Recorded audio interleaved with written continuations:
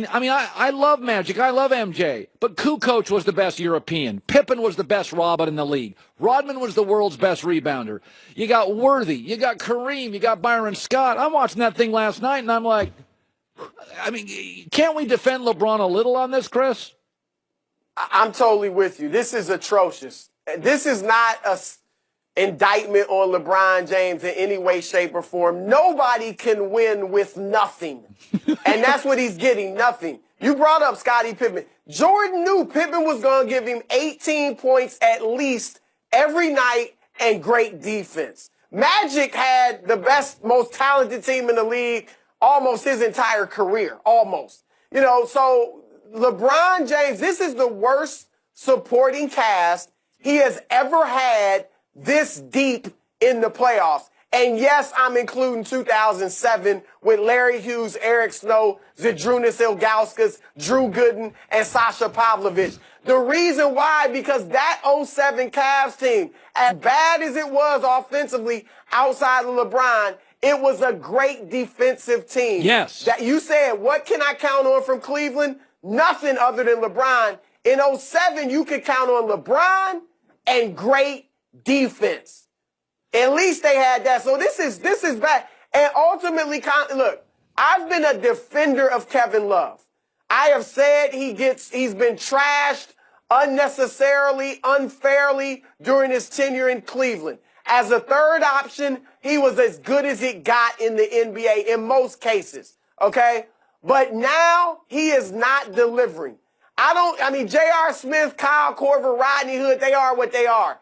Kevin Love's a perennial all-star. Kevin Love put up Moses Malone-type numbers in Minnesota. Some people think Kevin Love will one day be in the Hall of Fame. I disagree with that.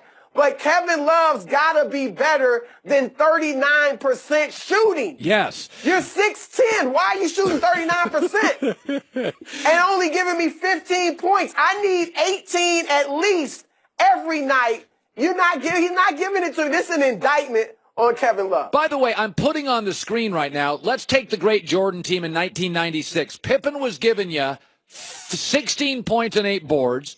Kukoc was giving you 13. Longley giving you 12. And Rodman was giving you, on average, 15 rebounds. And you had the best coach in basketball, Phil Jackson. Magic had Kareem, Worthy, Byron Scott, and a very solid player in AC Green.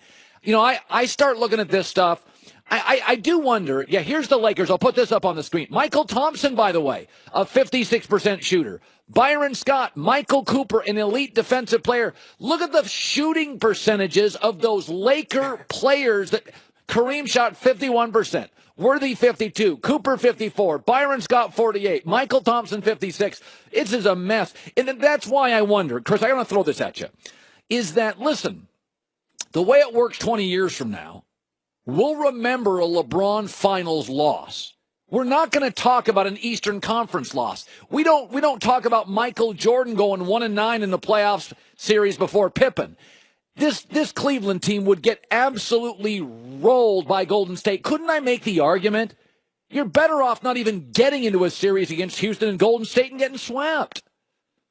Well, I hope LeBron isn't watching this because I don't want that thought floating around in his mind. Like, you know what? It's better if I lose this series and he doesn't give it his all. But I'll say this. If Houston beats Golden State, they certainly should and would be favored over Cleveland.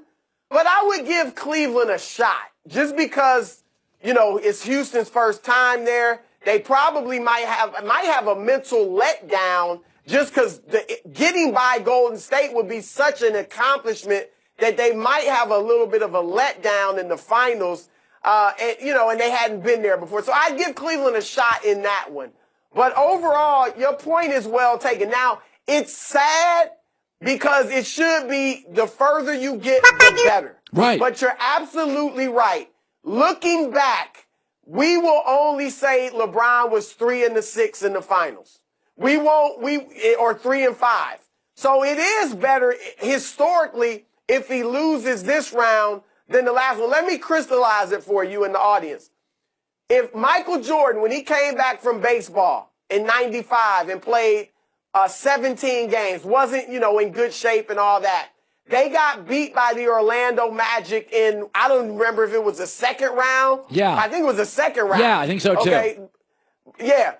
If he had gotten to the finals, if they had beaten Orlando and he gets to the finals and they lose to Houston, that would have been worse for Michael Jordan than to be 6-0 in the finals. There is this grand mystique around Jordan now because he was undefeated in the finals. We don't even think about Orlando. I don't even count that.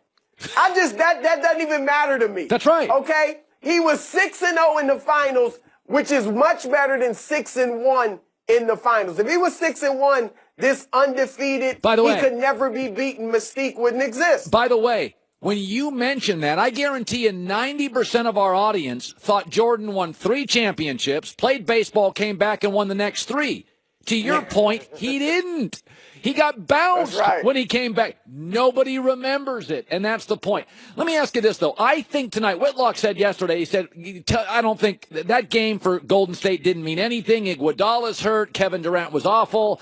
And I'm looking at this tonight, and I'll tell you something, Chris. I've said this for years. Dynasties end earlier than we think, and they end because of egos and injuries. If Golden State, who could be out, Andre Iguodala out, Klay Thompson hurt, Steph hurt. If Golden State loses tonight, can you imagine if they lose this series, the second guessing on Steve Kerr's coaching, Durant's heart, Steph's future with injuries, Andre Iguodala's contract? I think this is a massive, I think it's the biggest game of the NBA season tonight. What are your thoughts on tonight's game? I think that's a great point. I think the most of the pressure is on Houston because Nick Wright talked about this on First Things First. All year they've wanted to make this thing a best 2 out of 3 with home court advantage. You know, to get to Golden State and make it first to win 2 out of 3 and have home court advantage. They have that now. If they lose tonight that quickly and they lose home court advantage, I think it'll be a devastating blow to them, and I think Golden State will close them out in Oakland in Game 6. That said, I think your point is terrific, and yes, Steph would be second-guess Steve Kerr, but you know who would get it most? Who? Kevin Durant. Yeah.